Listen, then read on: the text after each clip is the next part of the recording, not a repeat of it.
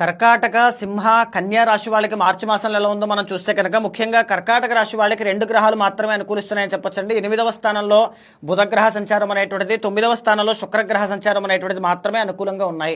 ప్రధానంగా చెప్పాలంటే రవి బలం అనేటువంటిది లేదు. 8వ స్థానంలో గ్రహాలన్నీ కూడా స్ట్రక్ అవ్వడం వల్ల ప్రతి పనిలోనూ ఆటంకాలు రావడం కానీ, మెరిటల్ లైఫ్లో ఇష్యూస్ అనేటువంటివి చూడడం కానీ, మనీ బ్లాక్ అవ్వడం కానీ, పనులు ఏది కూడా ముందుకు వెళ్ళకపోవడం కానీ, డబ్బులు విపరీతంగా ఖర్చులు అవ్వడం కానీ, ఒక యాంగ్జైటీ ఇష్యూస్ కావచ్చు, లాట్ ఆఫ్ కన్ఫ్యూజన్స్ కావచ్చు, ఇలాంటివన్నీ కూడా ఎక్కువగా కనబడుతూ ఉన్నాయి. అయితే ముఖ్యంగా చెప్పాలి అంటే మార్చి 15వ తారీఖు తర్వాత 9వ స్థానంలోకి రవి వెళుతూ ఉన్నారు. అంటే అష్టమ రవి కంటే మార్చి 15 తర్వాత రవి చాలా బెటర్ గా ఉంటారు.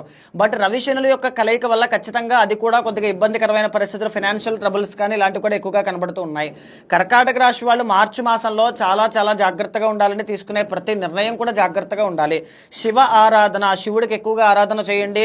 స్ఫటిక శివలింగానికి అభిషేకం చేయండి. సింహరాశి వాళ్ళకి మనం తీస్తే వీళ్ళకి కూడా 2 గ్రహాలు మాత్రమే అనుకూలంగా ఉన్నాయని చెప్పొచ్చు. 7th హౌస్లో బుధుడు, 8వ స్థానంలో శుక్రుడు. అష్టమ శని నడుస్తోంది. ముఖ్యంగా మార్చి 15వ తారీఖు తర్వాత రవి శనుల యొక్క కలయిక 8వ స్థానంలో రాబోతోందని సింహరాశి వాళ్ళకి ఇది చాలా జాగ్రత్తగా ఉండాల్సిన కలయిక అండి. మార్చి 15వ తారీఖు దగ్గర నుంచి ఏప్రిల్ 15వ తారీఖు దాకా రవి శనుల కలయిక 8వ స్థానంలో ఉండడం వల్ల హెల్త్ ఇష్యూస్ లాంటివి వచ్చే అవకాశాలు కానీ, లీగల్ లిటిగేషన్స్ కానీ, క్లాషెస్ కానీ వచ్చే అవకాశాలు ఉంటాయి. అండ్ ఆల్సో మార్చి మాసంలో 7వ స్థానంలో గ్రహాలు స్ట్రక్ అవ్వడం వల్ల మెరిటల్ లైఫ్లో డిస్టర్బెన్సెస్ రావడం కానీ, బిజినెస్ లైఫ్లో ఇబ్బందులు రావడం కానీ, పార్ట్నర్షిప్తో ఇబ్బందులు అనేటువంటివి రావడం కానీ జరిగే అవకాశాలు. దీంతో పాటుగానే ఒక మంచి కూడా జరుగుతోందండి. మార్చి 11వ తారీఖు తర్వాత గురువు వక్రగతిని వదిలేసి రుజుమార్గంలోకి రావడం వల్ల అది మీకు గురుబలం పెరుగుతుంది. ఆదాయం పెరగడం కానీ, ఏదో అన్ఎక్స్పెక్టెడ్ మనీ కానీ, ఐడెంటిటీ కానీ, లేకపోతే కెరీర్ ఎక్స్పాండ్ అవ్వడం కానీ ఇలాంటివి జరిగే అవకాశాలు కూడా ఇస్తారు. బట్ మార్చి 15వ తారీఖు తర్వాత మాత్రం రవి శనుల యొక్క కలయిక బాగాలేదు. దానికి సంబంధించిన జాగ్రత్తలు ఖచ్చితంగా తీసుకోవాలి. అష్టమ శని జాగ్రత్తలు కూడా తీసుకోవాలి.